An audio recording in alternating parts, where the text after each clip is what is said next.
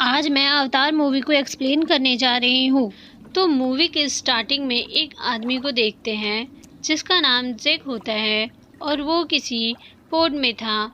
यह एक space port था जो कि स्पेस में ट्रैवल करता था।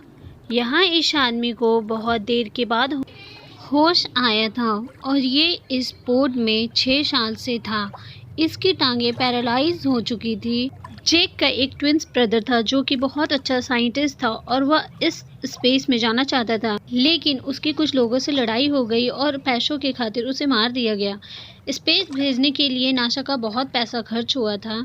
जैक ये नहीं चाहता था कि सारा पैसा बर्बाद हो जाए।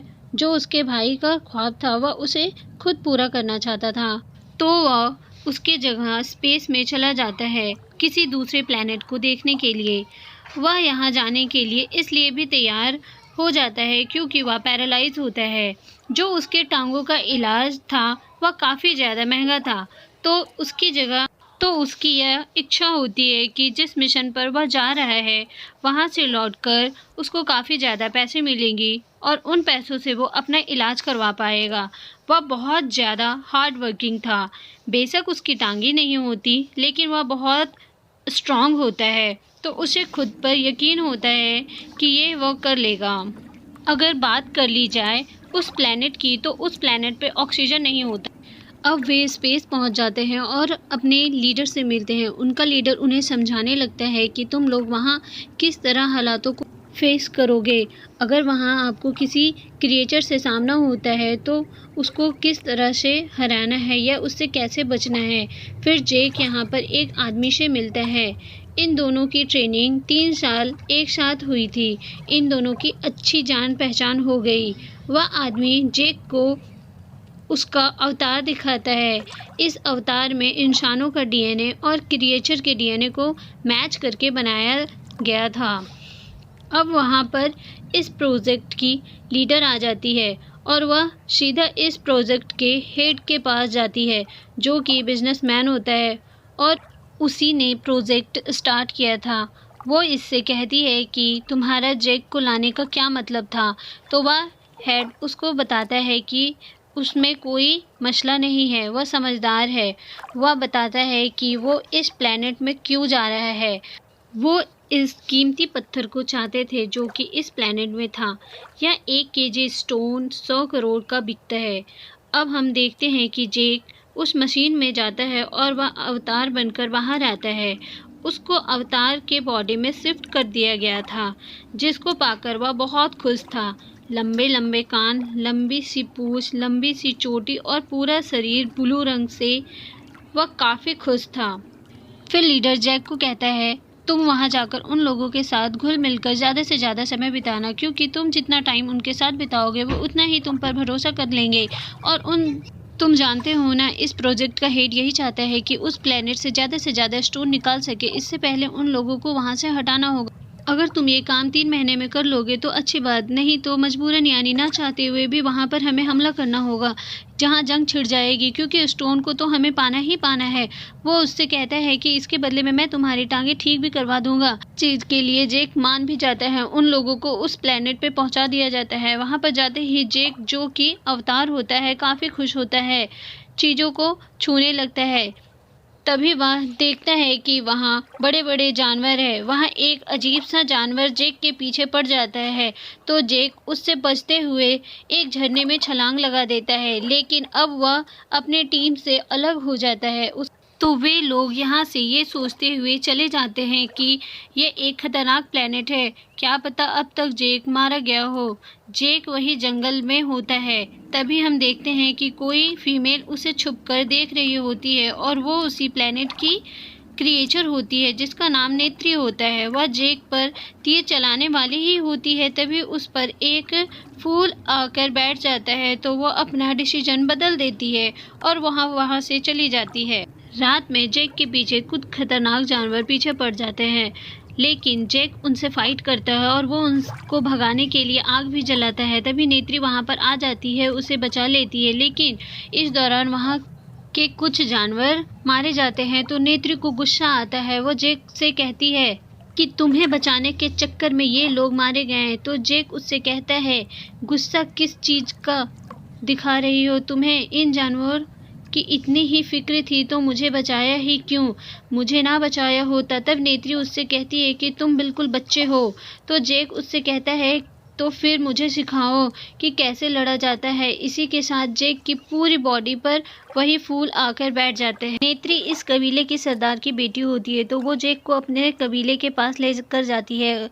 उसके कबीले के लोग जैक को मारना चाहते हैं, लेकिन नेत्री उनको रोकती है। तो ये बात एक क्रिएचर को अच्छी नहीं लगती। ये वही क्रिएचर होता है जो आगे जाकर इस कबीले का सरदार बनने वाला था। लेकिन नेत्री की माँ, जो कि वहाँ की रानी होती है, नेत्री से कहती है कि तुम्हें मैं इजाज़त देती हूँ कि तुम जैक को चीज़ें सिखा सकती हो। दूसरी तरफ हम देखते हैं कि जैक की असली दुनिया में आँख खुलती है, यानी उसी पोड में। वो उन्हें बताने लगता है कि मैंने उन लोगों का ट्रस्ट जीतने का पहला स्टेप तो पार कर लिया है, जिससे सुनकर सब लोग काफ़ी खुश होते हैं। अब नेत्री जैक को काफ़ी चीज़ें सिखाने लगती हैं, जैसे कि हॉर्स राइडिंग वगैरह। दूसरी तरफ हम उस प्रोजेक्ट की लीडर को देखते हैं, जो कि अपनी टीम को लेकर इस जगह पर आ जाती है। वहाँ पर इनका एक छोटा सा केबिन होता है उन पहाड़ों के ऊपर, जो कि हवाओं में उड़ सकते थे। ये बहुत ही खूबसूरत नज़ारा है। दूसरी ओर जैक की ट्रेनिंग धीरे धीरे शुरू हो जाती है। देखते ही देखते जैक की काफ़ी अच्छी ट्रेनिंग हो जाती है। अब वो वहाँ के सब बातों को सीख जाता है।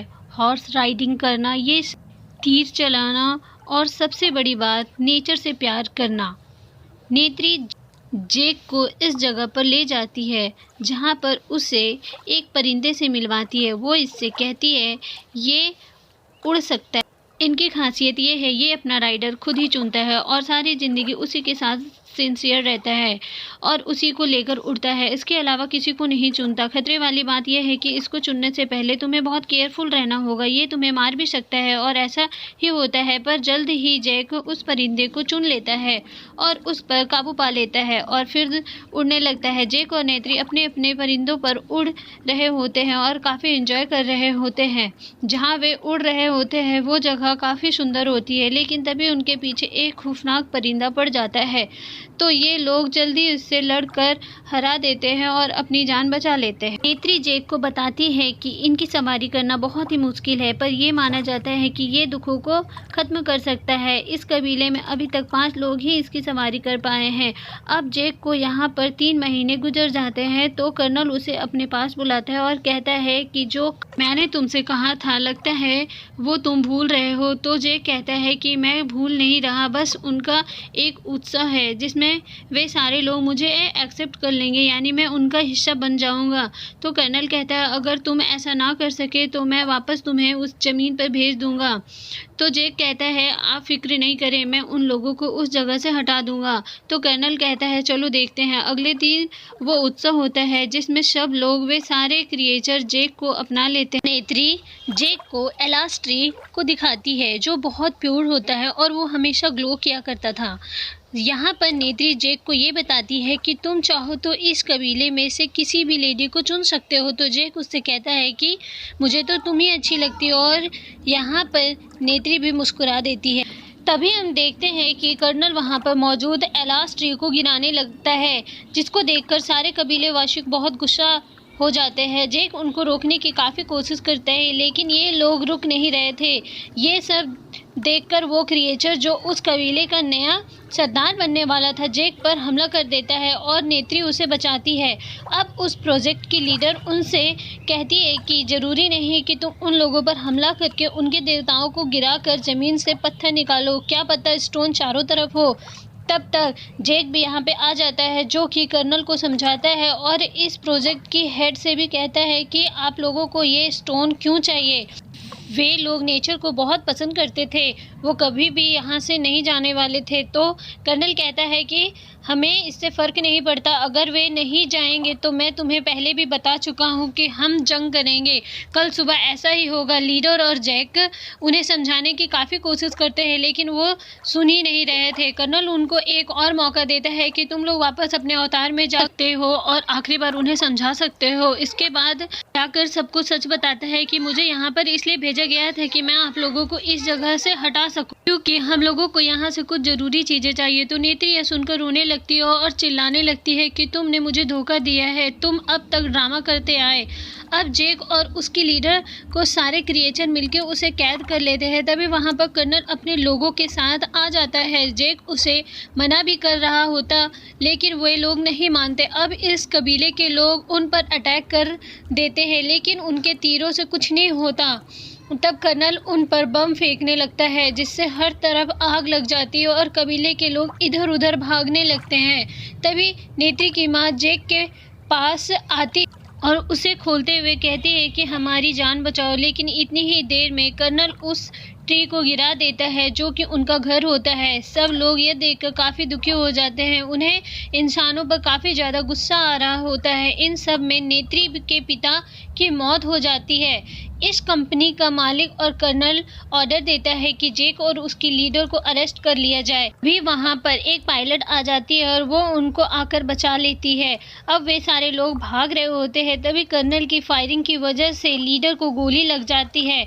यहाँ जेक दोबारा से अपने अवतार में आता है तो जेक देखता है कि वहाँ के सारे लोग किसी और जगह चले गए हैं। कबीले के लोगों को लग रहा था कि जेक भाग चुका है और वो इसकी मदद के लिए दोबारा नहीं आएगा, लेकिन अब की बार जेक उसी परिंदे पर सवारी करके आता है जिससे लोग डरते थे। लोगों का यह मानना था कि जो इस पर सवारी करेगा वो दुखों को दूर कर देगा। तो अब जेक इस परिंदे के साथ यहाँ आता है तो सब लोग खुश हो जाते हैं।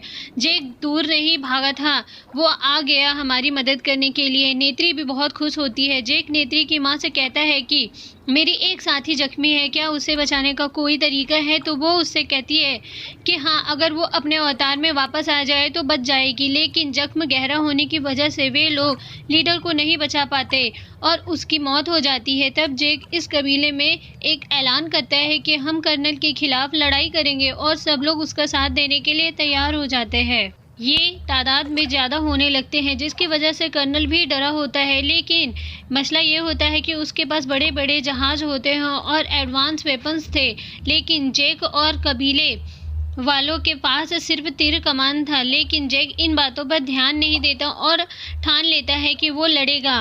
वो उसी प्योर ट्री के पास जाता है और मदद करने के लिए कहता है ताकि कबीले वासी को बचा सके। अब कर्नल हमला कर देता है। वो बहुत ज़्यादा आर्मी को अपने साथ लाता है। कर्नल के अटैक करने से पहले वहाँ कबीले के लोग आ जाते हैं। जेक भी उसी परिंदे पे आ रहा होता है। जंग शुरू हो जाता है। कबीलेवासी के पास तीर कमान होता है तो कर्नल के लोग इन पर भारी हो जाते हैं।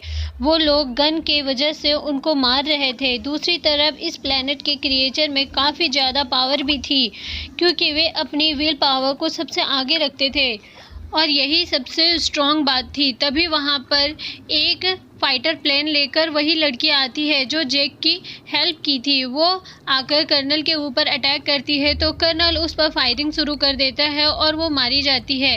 नेत्री का परिंदा भी घायल हो जाता है। काफ़ी तबाही होने लगती है। इस फायरिंग की वजह से इस कबीले का नया सरदार भी मारा जाता है। अब कर्नल का टारगेट होता है वही प्योर ट्री। इस पर हमला करके वह उन लोगों पर काबू करना चाहता था। नेत्री भी काफ़ी घबराई हुई थी। तभी जेक की दुआ कबूल हो जाती है। दूसरी तरफ से बड़े बड़े परिंदे आ जाते हैं जिन पर गोलियों का असर भी नहीं हो रहा था। वे सारे प्लेनों को गिराने लगे थे। वे चारों तरफ अटैक करने लगे थे। अब जेक कर्नल के जहाज को उड़ाने लगता है तो उसके जहाज में बम से ब्लास्ट हो जाता है तो कर्नल अपने जहाज से छलांग लगा देता है। तभी कर्नल को वो केबिन नजर आ जाता है जिसमें जेक होता है। कर्नल सोचता है कि जेक को ही मार डालते हैं। जेक के मरते ही उसका अवतार भी मारा जाएगा। तभी नेत्री वहां आ जाती है और कर्नल से बहुत ज़्यादा फाइट करती है, पर वो कमज़ोर पड़ रही होती है। तभी जेक वहां आ जाता है। जेक और कर्नल में फाइट होता है तो कर्नल उसकी चोटी पकड़ लेता है और वो उसे हवा में उठा देता है। उसे काफ़ी ब्लैकमेल कर रहा होता है। तभी नेत्री वहां आकर तीर चलाती है जो कि सीधा कर्नल को लगता है और कर्नल मारा जाता है। तभी जेक भी बेहोश हो जाता है और ह्यूमन वर्जन में आ जाता है। उसे सांस नहीं आ रहा होता। यहाँ पर ऑक्सीजन काफ़ी कम होता है। तभी यहाँ पर नेत्री आ जाती है और उसे ऑक्सीजन मास्क लगाती है। दोनों स्माइल करते हैं। लास्ट सीन में हम देखते हैं कि सारे लोग को पृथ्वी वापस भेजा जा रहा होता है। सिर्फ जेक और उसके कुछ साथियों को ही यहीं रहने दिया जाता है। जेक का हमेशा के लिए अवतार में बदल दिया जाता है। अब वो हमेशा के लिए अवतार बन जाता है और नेत्री के साथ खुश रहता है। इसी के साथ मूवी का एंड हो जाता है।